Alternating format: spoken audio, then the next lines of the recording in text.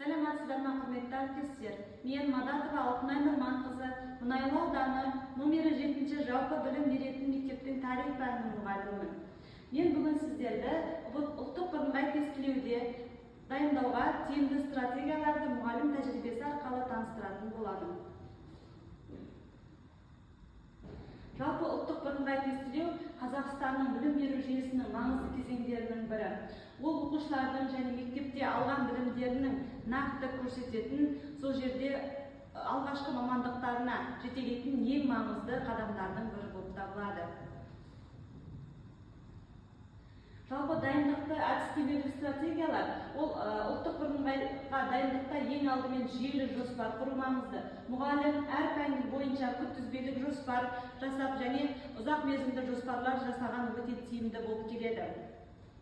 Оқушы мотивациясы мен психологиясын қолдау. Ұлттық бірыңғай тестілеуге оқушы үлкен сынақ, ол үлкен дайындықпен баруы керек. Ол әрине білім дайындығы ғана емес, психологиялық қолдау. Мұғалім соның барлығын жүйелі түрде сенің қолынан келеді, сен жасай аласың деген сияқты оқушының өзіне сенімділігін туғызатын сөздер айта білу өте маңызды.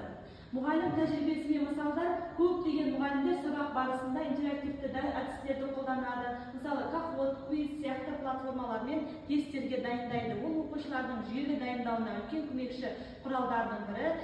Десе де оқушыларға мәтін сұрақтар, сәйкестендіру сұрақтарымен оқушылар көбіне қиналады. Тіпті оларды оқып та отырмай кез келген жауапты басып төмен ұпай алып жатады. Тәжірибе бөлісу әдісі бұл мәтін сұрақ, яғни мәтін сұрақта бізде ұлттық бірыңғай тестілеуде кездесетін өте ауқымды сұрақтардың бірі болып табылады.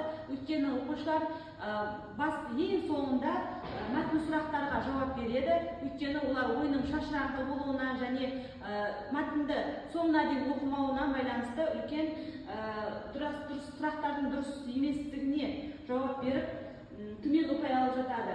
Бұл жерде мәтін сұрақты нақтылап оқып, олардың тек қана білім емес, логикалық жағынан да оқып мәтін сұрақты жауап беретін болса, ол әрине тиімді, ұпайларының да жоғары балл алатынына сенімім мол. Сәйкестендіру сұрағы. Сәйкестендіру сұрағында, мысалы, сұрақта кездесетін сұрақты, мысалы, білмедіңіз, немесе екеуін, немесе ең болмаса бір сұрақты егер жауабын нақты білетін болсаңыз, мысалы, кеңес одағының басшысы, сіз Сталин немесе Брежневті нақты білесіз.